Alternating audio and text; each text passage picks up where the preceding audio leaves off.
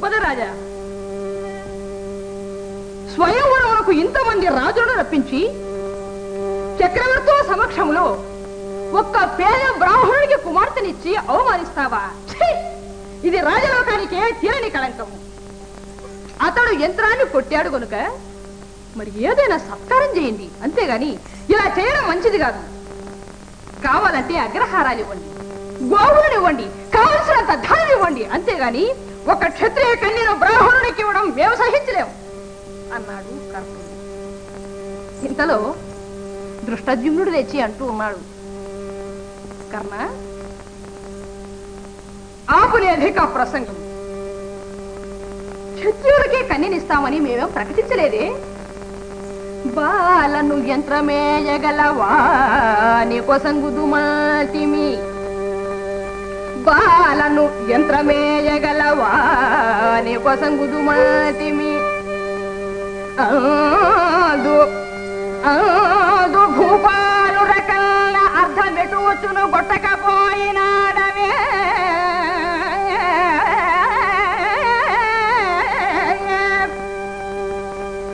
ఈ లలితాంగిని నీకిడుదుమే కదా ఊరక కరులాడగా నేల అదట్టులో వచ్చియోపు నీవు ముందుగా రాజు.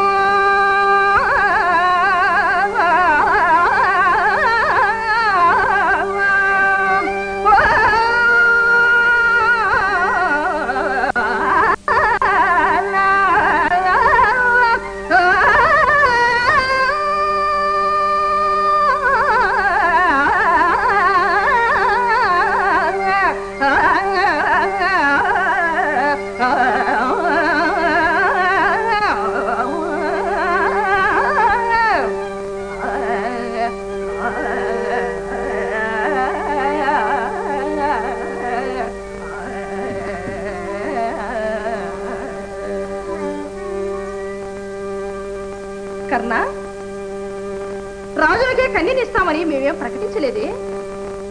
యంత్రాన్ని కొట్టిన వీరుడికే కన్యనిస్తామని చాటించాము. పోనీ నీవు కొట్టకపోయావా? నీకే ఇచ్చేవారం కదా. అసలు నీవు ముందు రాజువేనా చెప్పు అన్నాడు దృష్టద్యుమ్నుడు. ఇంతలో కృష్ణ పరమాత్మ లేచి అంటూ ఉన్నాడు, కర్ణ, ఇలా కయ్యానికి కాలు దూవడం అంత మంచి పని కాదు. పాపం ఆ అమ్మాయి బ్రాహ్మణుడికి దక్కింది, గొడవెందుకయ్యా అన్నాడు నటన సూత్రధారి మురారి ముసిముసి నవ్వులు నవ్వుకుంటూ. ఈ మాటలు విన్న కర్ణుడు అవమానాన్ని సహించలేక రాజులందరినీ సమీపించి, ఈ మాటలు సహిస్తారా? ముందుకు రండి అంటూ అందరూ ద్రౌపదిని పైకి వెళ్లారు. ఇంకేముందండి, స్వయంవర రంగం రణరంగంగా మారింది. ఇంతలో బ్రాహ్మణ బృందం దిగ్గున లేచి, ఒరి వెంకావధానులు, రంగావధానులు, శేషావధానులు అలా చూస్తారేమిటిరా? ఇందరు వీరులు చూస్తుండగా మనవాడు ఎంతో నేర్పుగా ఒక్కటే ఒక్క బాణంతో యంత్రాన్ని కొట్టి పిల్లని చేపట్టాడే. ఆ ఘనత మనకు కాదట్రా. ఈ అసూయాపరుడు యుద్ధం అంటూ మీదికి వస్తుంటే చూస్తూ ఊరుకోవటమా? చేతనైనంత వరకు మనం కూడా సహాయం చేద్దాం రండర్రా. అయ్యయ్యో, అలా సందేహిస్తారేమిటిరా?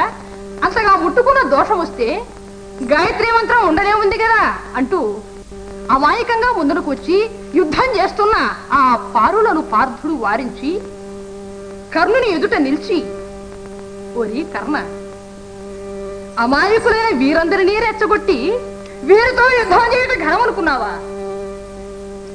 నీవు నిజమైన వీరుడవైతే నన్ను జయించరా? నాతో పోరాడు. నన్ను జయించి పాంచాలుని గవయము నాము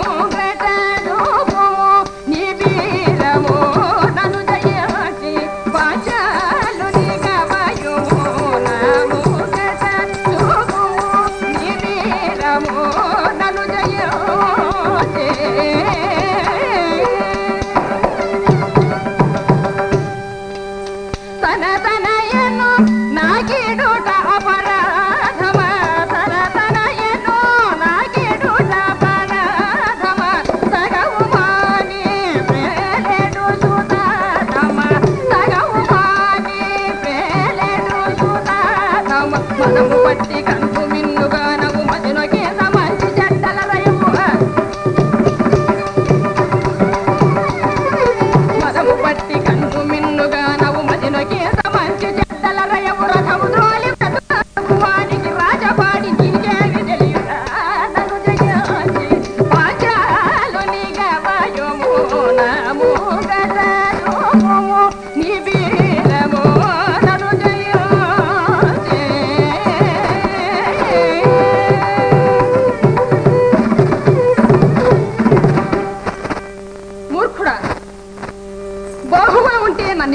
గాని ద్రౌపదిని పైకి వెళ్ళడమా? చాలా అన్యాయం. అయినా రసముద్రోళి బ్రతికే నీకు మంచి చెడ్డలు ఎలా తెలుస్తాయి? పూర్వం నుండి వస్తున్న ఆచారమే ఇది. ఎంతమంది రాజులు తమ బిడ్డలను బ్రాహ్మణులకి ఇచ్చి వివాహం చేయలేదు. మంచి చెడ్డలు ఆలోచించలేక ద్రుపదను నిందిస్తావా? యంత్రాన్ని కొట్టలేకపోయావు, కొట్టిన వారికి పిల్లనిస్తే చూడలేకపోయావు. ఇంతకంటే నీచత్వం ఏముంది? నీకు శక్తి ఉన్నా నన్ను జయించు, కాచుకో అంటూ ఒక దివ్యాస్త్రాన్ని ప్రయోగించాడు ఆ కర్ణుని మీద. ఆ బాణధాటికి తట్టుకోలేక, ఆ బాణధాటికి తాళలేక కర్ణుడు ఉక్కిరి బిక్కిరై, ఓరి కపటి బాపడ, ఆగు, ముందు నువ్వెవరు చెప్పి యుద్ధం చెయ్యి అన్నాడు కర్ణుడు. నేను బ్రాహ్మణుడు అన్నాడు అర్జునుడు. నీవు బ్రాహ్మణుడవా? నీవు బ్రాహ్మణుడు కావు అంటూ కర్ణుడు తన మనసులో ఇలా అనుకుంటూ ఉన్నాడు. ఎట్టోనో మేదిని సురుల కిట్టి పరాక్రమమెన్నడేని గల్పటను, ఎట్టోనో మేదిని సురుల కిట్టి పరాక్రమమెన్నడేని గల్పటను, నన్నెదుర్కొనగా వాసవ శంకర భార్గవార్జును అతి మహాధనుర్ధరులలో ఎవడేని ఒకడు కావలే, జట్టివిగా ఉన్న తొలుత చెప్పుము వారల నీవెవడావో.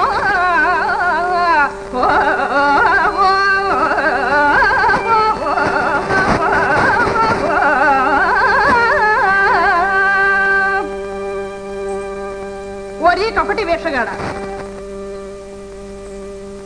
నీలోనున్న మోసం నాకు అర్థమైంది. నన్ను ఎదిరించే శక్తి సామాన్యులకు లేదు. ఇంద్రుడు గాని, శంకరుడు గాని, పరశురాముడు గాని, అర్జునుడు గాని వీరెవరూ నన్ను ఎదుర్కొనబోనరు. ఇంత ధైర్యంగా నాతో తలపడ్డావంటే వారిలో నీవు ఎవడవో అయ్యుండాలి. ముందు నువ్వెవరో చెప్పి యుద్ధం చెయ్యి అన్నాడు కర్ణుడు. నేను దేవతల్లో ఎవడను కాను, నరుడను మాత్రమే అని పలుకొచ్చు కర్ణునిపై తలపడు నా సయ్యద కుమారుడు.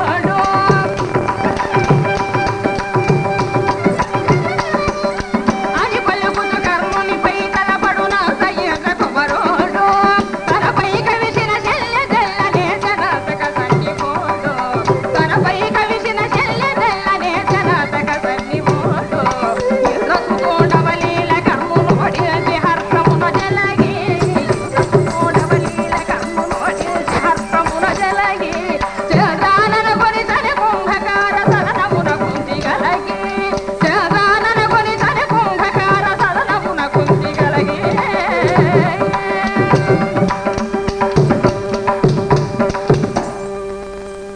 అనే కర్ణునిపై తలపడగానే శల్యుడు చూసి అర్జునుడిపై పురుకుపోవా. వెంటనే భీముడు గదాధరుడై శల్యుని ఎదుర్కొనగానే శల్యుడు తబ్బిబ్బయి ప్రక్కకు తప్పుకున్నాడు. తమ పైకి వచ్చు రాజులందరినీ నుగ్గు చేశాడు అర్జునుడు. ఇక ముందుకు రావడానికి ఏ ఒక్కరూ సాహసించడం లేదు. ఇంతలో ద్రౌపదిని తీసుకుని విజయుడు భీముడు బయలుదేరినారు. ఇంటి వద్ద కుంతీదేవి కూలిపోతున్నది. స్వామి కృష్ణ, కుమారుని వెళ్ళి చాలా సేపు అయినది, ఇంకనూ రాలేదే, బిడ్డలు ఇంకనూ రాలేదని మనస్సు చాలా ఆందోళనగా ఉన్నదని ఆ దుర్మార్గులైనటువంటి కౌరవులు ఏ చెడుగు తలపెట్టలేదు కదా నా బిడ్డలకు. అయ్యో, నా బిడ్డలను నేను చూడకుండా ఉండలేకపోతున్నాను, నా బిడ్డలను కాపాడు తండ్రి దీనబంధు అంటూ వాపోతున్నది కుంతీదేవి. ఇంతలో అమ్మా అమ్మా అమ్మా అన్నాడు అర్జునుడు. వచ్చావా నాయనా? ఒక్కడివే వచ్చేవే, అన్నయ్య భీముడు ఏడినాయనా అన్నది. అమ్మా, ఉట్టి చేతులతో రాలేదమ్మా, భిక్ష తెచ్చామమ్మా. భిక్ష భిక్ష తెచ్చి మమ్మ ప్రియమారనేడు, భిక్ష తెచ్చి ప్రియమారనేడు, భిక్ష తెచ్చి ప్రియమారనేడు,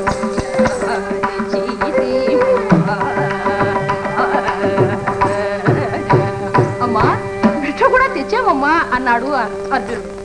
ఇందుకు తప్పేముంది నాయన అర్జున, ఎప్పటిలాగా మీరందరూ అనుభవించండి నాయన అని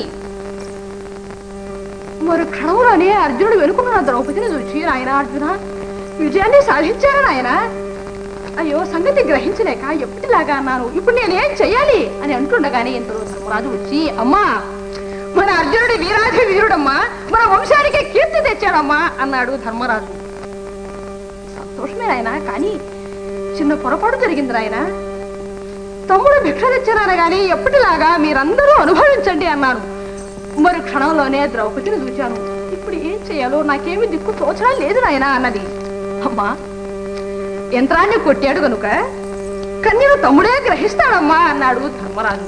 వెంటనే అర్జునుడు అంటూ ఉన్నాడు, అన్నయ్య ఎంత మాట అన్నారన్నయ్య, మన దేహాలు వేరు గాని మన మనస్సులు ఒక్కటే కదా ధర్మనందన. అమ్మ చెప్పినట్లు జరగవలసినదే అని అంటుండగానే ఇంతలో కృష్ణ పరమాత్మ, వ్యాస భగవానుడు, బలరాముడు, ద్రుపద మహారాజు 50 మంది వచ్చారు. కృష్ణ పరమాత్మ పాండవులను కౌగులించుకుని, బావలారా ఎన్నాళ్లకు మిమ్మల్ని కన్నుల పండుగ చూడగలిగాను, ఈ రోజు నా ఆనందానికి అంతులేదు అని అంటూ ఉండగానే ఇంతలో ద్రుపద మహారాజు లేచి అంటూ ఉన్నాడు, కృష్ణ ఒక కన్యను 5గురికిచ్చి వివాహం చేయడమా? ఈ వింత ఏమిటి? నాకు ఈ సందేహం ఎలా తీరుతుంది స్వామి చెప్పండి అన్నాడు. వెంటనే వ్యాస భగవానుడు లేచి అంటూ ఉన్నాడు, ద్రుపద మహారాజా సంశయింపకు, పిల్ల దోసగుమో వీరలే ఊరగో, పిల్ల దోసగుమో వీరలే ఊరగో, విధి విధాన వినయ దక్షిణ, పిల్ల దోసగుమో వీరలే ఊరగో. ద్రుపదరాజా ఈ ద్రౌపదీ దేవి ఎవరనుకున్నావు? పూర్వం మౌద్గల్య మహామునికి భార్య అయినది. కుష్ఠరోగికు తన భర్తకు ఎంతగానో సేవలు చేసింది. ఆ జన్మ భర్తగారితోనే సహగమనమై మరికొంత కాలానికి కాశీరాజు కుమార్తె జన్మించి ఈశ్వరుడు గుర్చి ఘనంగా తపస్సు చేసింది.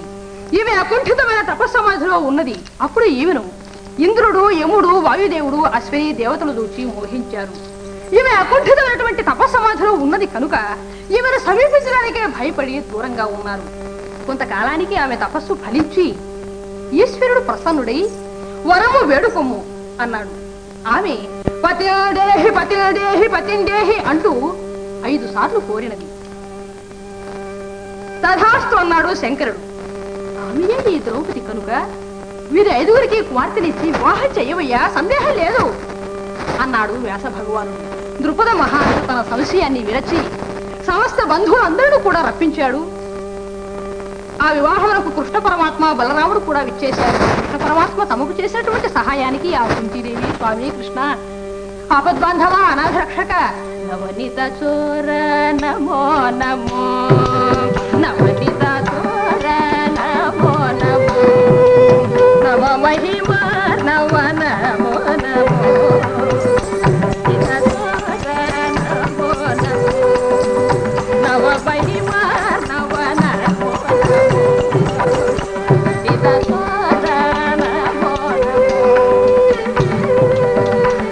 స్వామి కృష్ణ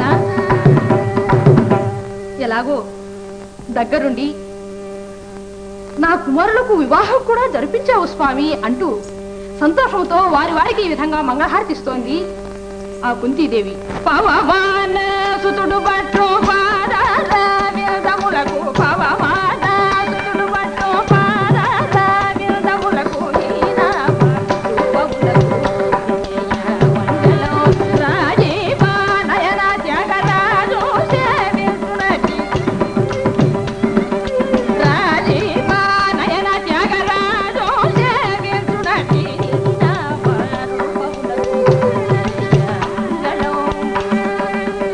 మంగళం కోసలేంద్రాయ మహనీయ గుణాత్మనే, చక్రవర్తి తనూజ